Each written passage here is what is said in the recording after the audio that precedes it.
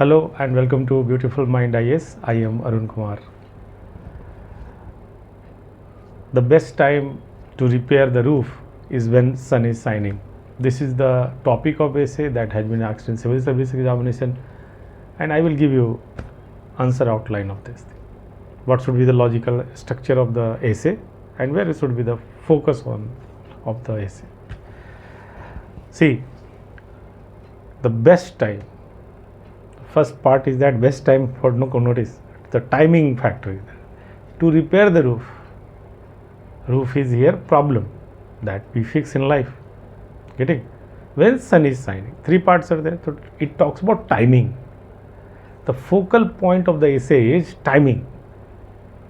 To repair the roof means this action of repairing, and for that you will take a decision. You can say that decision that you take, it's timing. This is the focal point. When sun is shining, sun is metaphorical things. It stands for favorable conditions, resourceful conditions. When your situation is good, condition is good. What kind of condition it refers to? Obviously financial condition, physical condition, social condition, political. It is a general condition. It applies in the given context. So the best time is contextual. See this thing, time is not absolute. What is your best time? I hope you have understood this thing. The focal point of the essay will be timing. You will prove with your argument, with your example and all these things in that you give an argument, that the best decision and action to fix some problem, inherent problem, systemic problem, कुछ भी हो जो आपके अंदर का problem है या अपने को इस प्रॉब्लम को दूर करना चाहते हैं, तो बेस्ट टाइम कंटेक्चुअल है, वो कंडीशंस पे भी डिपेंड करता है. It is not absolute. So the when it is the best time, when situation is favourable from inside also and outside also. Take example, we can take political example also. In Kashmir भी government means BJP government, so you can say NDA government, during last regime abolished article 370. आप सोचिए इस बात को, क्या उसके पहले NDA government जो अटल बिहारी वाजपेयी की थी वो कर सकती थी? Because condition was not favourable, they were not having adequate number. The government was dependent on the allies and they would not have supported on the issue. Okay, अभी जब 240 और 41 सीट्स आए हैं बीजेपी गवर्नमेंट के, अभी कर सकती थी? No, because they are dependent allies. So what was the condition पिछले रिजिम में 19 में होने के बाद उसने किया उन्होंने, that they were having adequate number in parliament. Getting sun was shining means यहाँ पे वही कंडीशन फेवरेबल था. देखिए same decision if it have been taken earlier it would have been catastrophic, सरकार गिर जाती. अभी करते तो भी प्रॉब्लमेटिक हो सकते थे. So timing is very important thing. I hope I made this point clear. So decision to fix the problem, कई प्रॉब्लम तो सब सिस्टम में हो सकता है, इंडिविजुअल में हो सकता है, एवरीवेयर, बट उसकी टाइमिंग बहुत इंपॉर्टेंट है. और वो टाइमिंग कैसे डिसाइड होता है कि आपकी कंडीशंस कैसी है. अभी recently you might have heard, because things was in news in what happened in old Rajendra Nagar. 3 students died. MCD came with big machines and all these things. See this thing, reactionary, reactive. जब बरसात शुरू नहीं हुई थी तभी कर लेना चाहिए था ना, फिक्स प्रॉब्लम तब करना चाहिए था ना ये. लेकिन क्या कब कर रहे हैं? जब इंसिडेंट हो गया. सीधे उसको आप कहेंगे the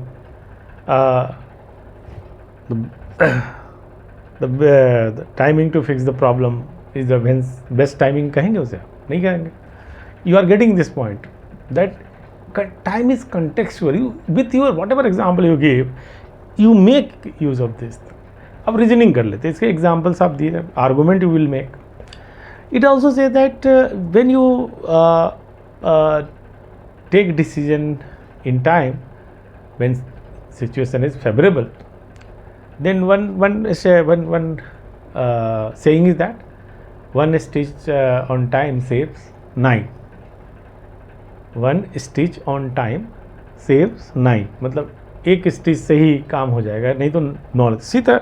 it means that when you do not take decision on time then वो ज़्यादा भी करना पड़ेगा. तो यहाँ पे पूरी तरीके से फिट नहीं है, लेकिन अगर आप टाइमली डिसीजन ले लेते हैं तो आगे प्रॉब्लम भी नहीं हो. एक तो ये रीज़न इसमें जोड़ सकते हैं हम.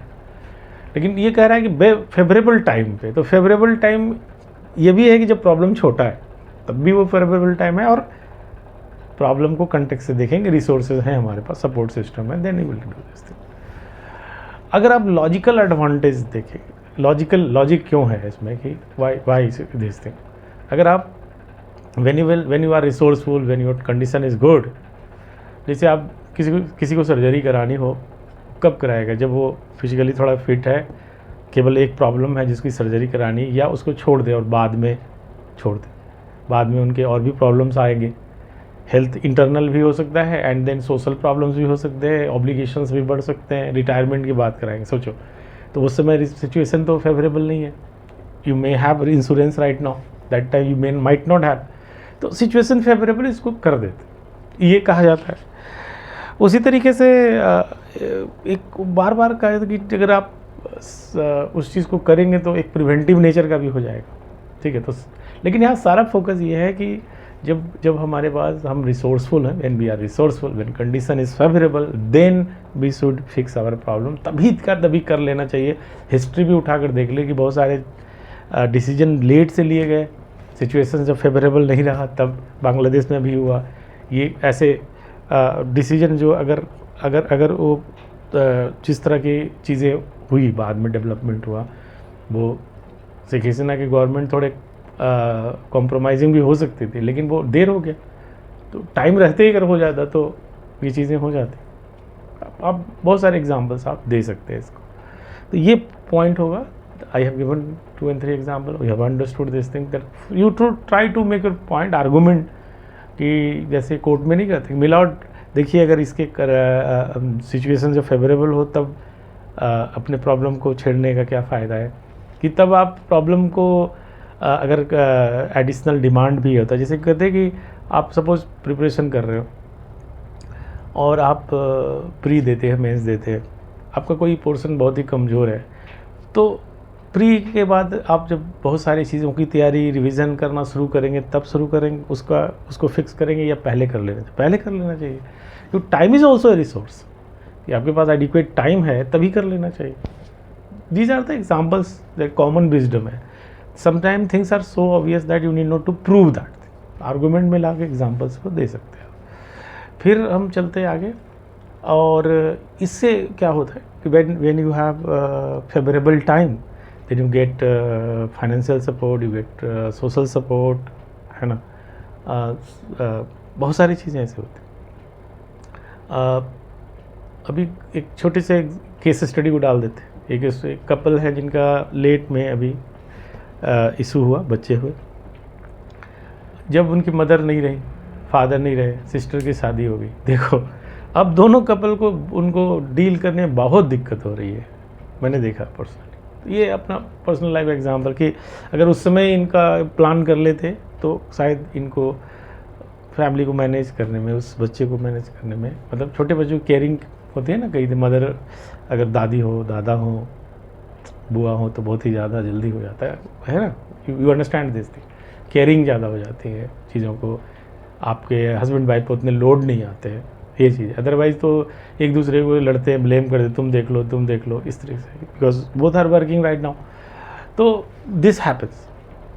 Now come to the contradictory part, कि क्या ये जो विजडम है, ये common wisdom, this daily wisdom.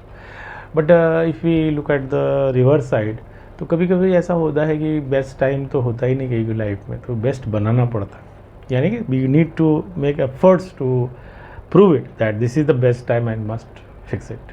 कुछ चीज़ों में अर्जेंसी ज़्यादा होती है, उसको वेट नहीं करते किसी. So the sometime timing favourite, best time को इंतज़ार नहीं करते. बेस्ट टाइम हम अपने सिचुएशन को कल्टीवेट करते हैं, we manage the situations to make it best. So ये भी हो सकता है कि कभी ये हमने कंट्राडिक्टरी पार्ट बोला कि बेस्ट टाइम वो नहीं होता कि हम इंतज़ार केवल करें, ये भी हो सकता है कि बेस्ट टाइम को हम क्रिएट करें, है ना, रिसोर्सेज को मोबिलाइज करेंगे तभी तो बेस्ट काम करेगा वो। So this is also a factor. Second thing is that sometime situation is very unfavourable for long, वो इन बहुत लंबे समय तक बना रहता है। उस हालात में भी आप एफर्ट्स लगाते हैं। ज़रूरी नहीं कि सन इज़ साइनिंग तो मेरे ज़िंदगी में कभी सन साइन ही नहीं करेगा तो हम एफर्ट्स नहीं लगाएंगे क्या? तो जिस हालात में हो, जहाँ भी हो, take life at is come, make efforts. तो लोग, ये भी एक विजडम है। I hope you are getting this point. So ये सब पॉइंट्स भी आप इसके दे सकते हैं कि इस विजडम के इतर भी, यानी in addition to this thing there are other wisdom also that do not just support this. So you should judge also that what is the meaning of that, but in common practice अगर हम normal way में देखें then it is said that this is the very common wisdom of life कि हम अपने problems को तभी दूर करें जब हमारा सिचुएशन फेवरेबल हो, बेस्ट वही टाइमिंग हो, तो आप एफर्ट्स भी लगा रहे हैं, एक्सटर्नल सपोर्ट भी मिल रहा है। देखिए सिचुएशन सपोर्टिव है, otherwise you will feel resistance. हमने इंट्रोडक्शन में ही एक पॉलिटिकल एग्जांपल दे दिया कि अगर आपके नंबर्स ही नहीं होते तो 370 के साथ डील नहीं कर पाते आप कभी, है ना। उसी तरीके से ट्रिपल तलाक जैसी चीज़ों को बहुत ही मुश्किल होता डील करना। तो ये पॉलिटिकल एग्जांपल मैंने दिया, you can think of any example, medical example है, तो वो एग्जांपल दे दिया इसलिए बेस्ट है ऐसा नहीं समझना। आपको ये आर्गूमेंट करके बताना क्यों ऐसा कहा जाता है, and then what are the some other argument, counter भी कह सकते हैं। एंड फाइनल जजमेंट में यही है कि in normal sense it is a common wisdom, और इसमें टाइमिंग की जहाँ तक बात है तो टाइमिंग ही बहुत बड़ी चीज़ है। मेरिट हो सकता है डिसीजन में, एक्शन में, सब कुछ हो सकता है, लेकिन जस्ट गलत टाइमिंग है, इस कारण से वो गलत हो गया। तो बेस्ट टाइम को समझना है कि जब आपके उसका कंडीशन फेवरेबल हो तब अपने प्रॉब्लम्स को दूर करना का वही तरीका है ना। और जैसे ट्रेनिंग है, किसी हिस्ट्री में देखा होगा कि ट्रेनिंग देने की कई बार ज़रूरत हुई राजाओं ने, तो उस समय किया ना जब युद्ध नहीं छिड़ा हुआ है, उस समय तो नहीं ना कि जब बैटल स्टार्ट हो गया अब आप ट्रेनिंग दे रहे हैं, ये ऐसा नहीं। बेस्ट टाइम यही है कि इसलिए अपनी छोटी छोटी कमियों को डिटेक्ट करके और उसको दूर करने के लिए प्रैक्टिस करते हैं। मॉडर्न मिलिट्री भी प्रैक्टिस करती है, just to know that where we lack and fix the problem. I hope you have understood the contour of the essay and focal point of the essay. देखिए मैं हमेशा आपको कहता हूँ कि that you should hit the point bull eye, मतलब जहाँ पे इस एसे की आत्मा है, where there is a soul and spirit of the essay, you should pass through it, then you will be called that yes you understood the theme and you gave the answer properly। तो उसको अपने argument से जिस तरीके से भी देना, जैसा ऐसे है उसको आप अपने खुद से क्वेश्चन जनरेट करते हैं और खुद से उसको एड्रेस भी करते हैं। जैसे मैंने देखा तो एक लॉजिकल लेकिन फ्रेमवर्क उसका होना चाहिए। उस फ्रेमवर्क के अंदर कौन कौन से क्वेश्चंस आपको एड्रेस करना है वो आप खुद दिख जाएगा, हर एक ऐसे में आपको दिखेगा वो। So I made this point clear. I hope that you will make most of it. Thank you very much. मिलेंगे अगले ऐसे में और बात इसी तरीके से किसी डिफ़िकल्ट टॉपिक पे करेंगे। Thank you very much.